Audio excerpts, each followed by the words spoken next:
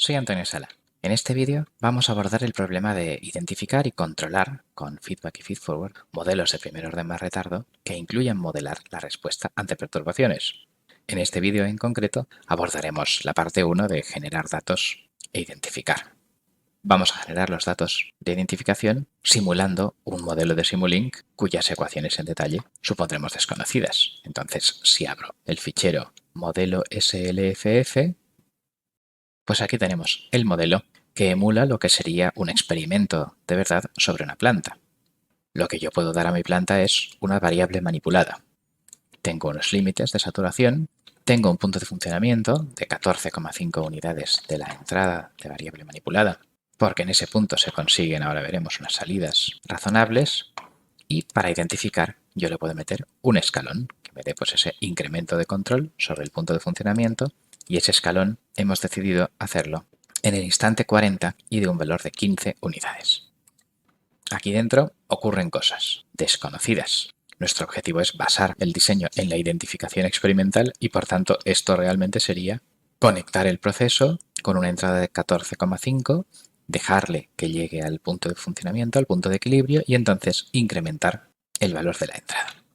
Aquí hay una variable controlada, podría ser una temperatura y nosotros pues la podemos observar, la podemos medir, la veremos aquí en un scope. También veremos la variable manipulada y tenemos la suerte de tener una perturbación medible. Hay otra variable de entrada a la planta, no manipulable por mí, pero la cual yo sí que puedo saber su valor. De modo que si yo puedo identificar el efecto de esta perturbación sobre la variable controlada, yo podré en la variable manipulada en la entrada intentar cancelarlo. Ese será el feedforward. Lo que es salida de mi modelo es esa medida de la perturbación y aquí dentro estará claro el generador o lo que sea que haga que ocurran esas perturbaciones. Además de verlo, en un scope yo tengo aquí un bloque toWorkspace configurado así para guardar los resultados de la simulación en una variable de MATLAB y poder hacer identificación. Lo dicho, esto simboliza el que algo que causa cambios en el proceso es medible, es una perturbación medible, la variable controlada de mi proceso la mido por aquí y yo puedo decidir qué doy como variable manipulada y decido hacer un experimento ante escalón de identificación.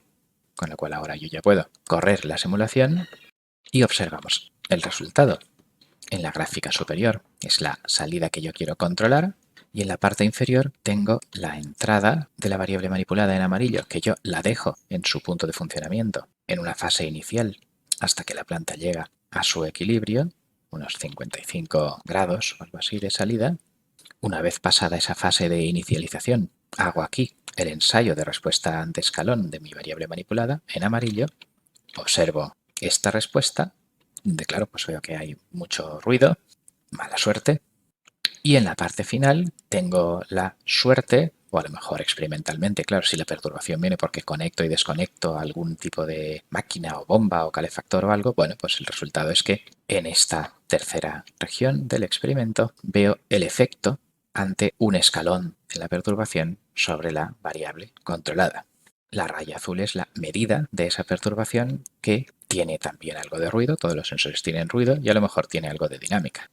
Con lo cual, pues aquí tengo las tres zonas del experimento que vamos a utilizar en identificación. Si ahora, por tanto, volvemos a MATLAB, los datos de la simulación están en la variable out.simode. El tercero es la variable controlada, el segundo la manipulada y el primero la perturbación, tal y como los he puesto aquí. Entonces, si los almaceno ahora para i original u original de disturbance, perturbación original, y los instantes de tiempo que ha sacado Simulink son estos de aquí. Y les hago el plot y obtengo básicamente lo mismo que el scope. Aquí lo tenemos. Esto y esto son los mismos datos. Lo que ocurre es que estos tiempos no tienen por qué estar equiespaciados en una simulación de Simulink. El Simulink es un integrador de paso variable y dependiendo de la rapidez de los cambios, para asegurar unas tolerancias, pues puede reducir el paso de integración o aumentarlo. Esto es particular de este ejemplo de Simulink y lo más normal en una situación experimental sería que esto no ocurriera y que hubiera algún tipo de data logger, de registrador de datos, que proveyera de medidas de los datos espaciadas uniformemente. En este caso no están espaciadas uniformemente y también en un caso experimental donde no lo estuvieran, podría simplemente tener un periodo de muestreo de 0,1 segundos, aquí tener este tiempo máximo, y entonces sustituir las medidas en intervalos irregulares, por ejemplo, por la interpolación lineal en instantes intermedios o algo así, si estos instantes de muestreo no coincidirán con los instantes de simulación. Bueno, pues con todo esto ya tengo un tiempo, variable controlada, entrada manipulada y perturbación con muestras equiespaciadas porque la System Identification Toolbox requiere un periodo de muestreo regular. Si hago el plot, obtengo básicamente lo mismo que antes. En este plot he puesto líneas verticales separando distintas fases del experimento que vamos a utilizar para la identificación. Entre estas dos rayas negras, supondremos que ya ha pasado suficiente tiempo para que el efecto de condiciones iniciales de puesta en marcha haya terminado y que esté el proceso en su punto de funcionamiento, que en un mundo idealizado, sin ruidos de proceso ni de medida, sería un equilibrio constante, y aquí pues es lo que es. Que ha acabado el transitorio, que sería todo esto, y con esto nos tenemos que quedar, y su media, o algo así, pues será el punto de funcionamiento de la salida, de unos 55.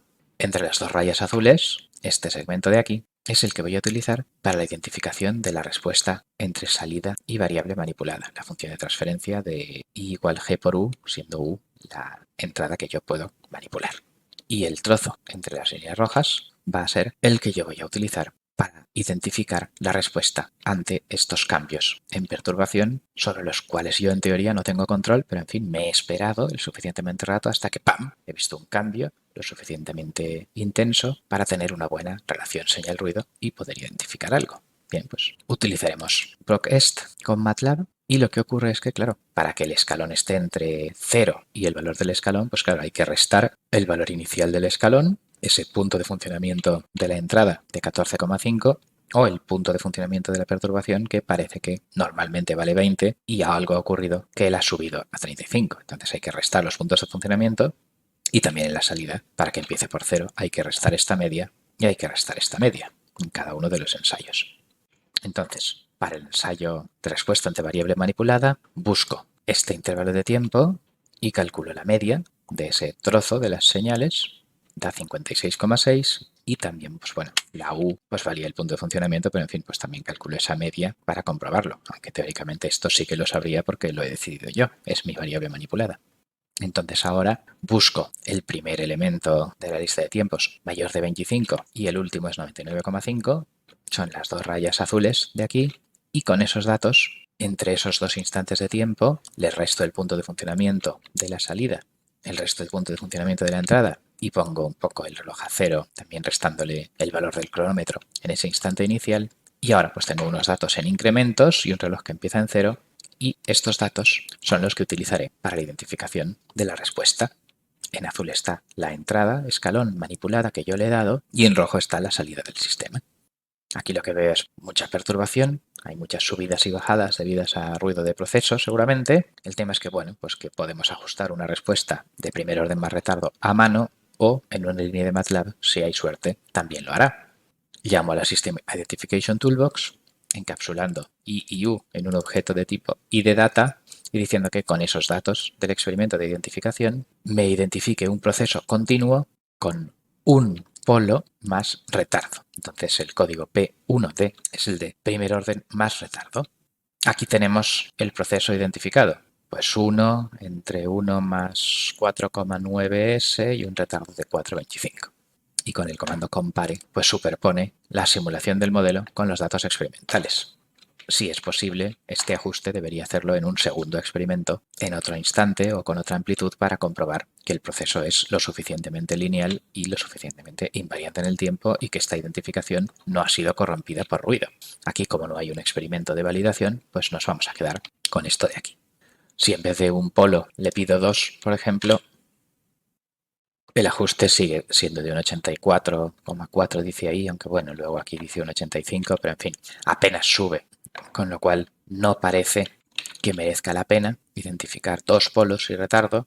Si le pido solo primer orden sin retardo, entonces ya el ajuste sí que baja de 84 a 75, ajusta mucho menos. Al final, pues esto es un compromiso razonable entre complejidad de modelo y ajuste. Los modelos más complicados apenas tocan el 85 y aquí estamos en 84 y pico, con lo cual nos vamos a quedar con este modelo de primer orden más retardo. Bueno, pues esta sería la identificación de lo que sería la respuesta de variable manipulada, acción de control a salida, y vamos ahora a identificar la perturbación. Pues es básicamente lo mismo. El equilibrio lo digo que estará entre 85 y 100, este trozo de aquí, la media es de 72, la perturbación antes de ese incremento tiene una media de 19,97 y entonces pues si yo selecciono los instantes de tiempo entre 90 y 160 y paso a variables incrementales, quito esos puntos de funcionamiento, donde claro, ahora la entrada pues es la perturbación y también pongo a 0 el reloj.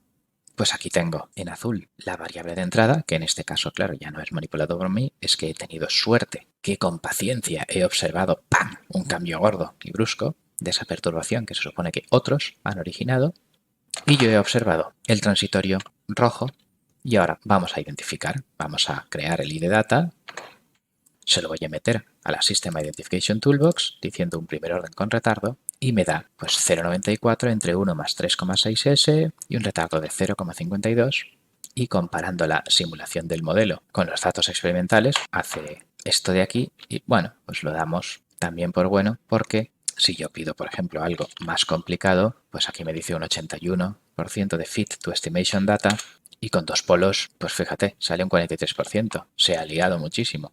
Claro, nunca te puedes fiar de los optimizadores. Teóricamente debería salir mejor, pero se ha quedado atrapado en algún tipo de mínimo local y esto es pura basura.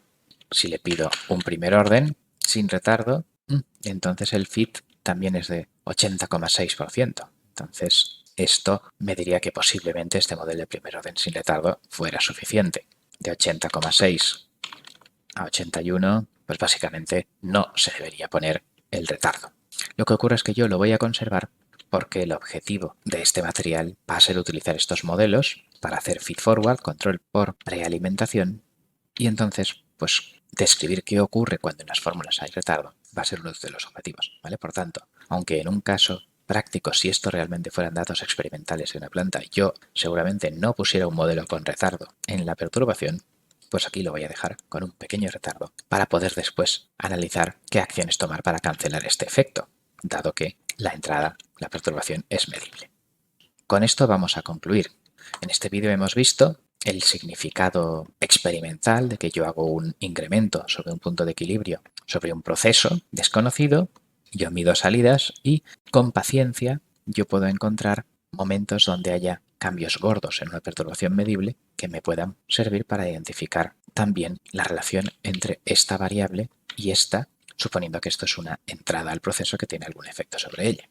Dándose cuenta que en los datos hay una fase inicial de puesta en marcha y de llegada a un punto de equilibrio, un escalón en entrada manipulada y un escalón en perturbaciones, yo puedo seleccionar tres subconjuntos de datos para llamar a procest e identificar, pasándolo a incrementales todo, claro, los modelos de primer orden más retardo de la variable manipulada y de la perturbación con los que luego hacer control feed forward. Bien, pues esto es todo. Con esto finaliza el vídeo. Muchas gracias por vuestra atención.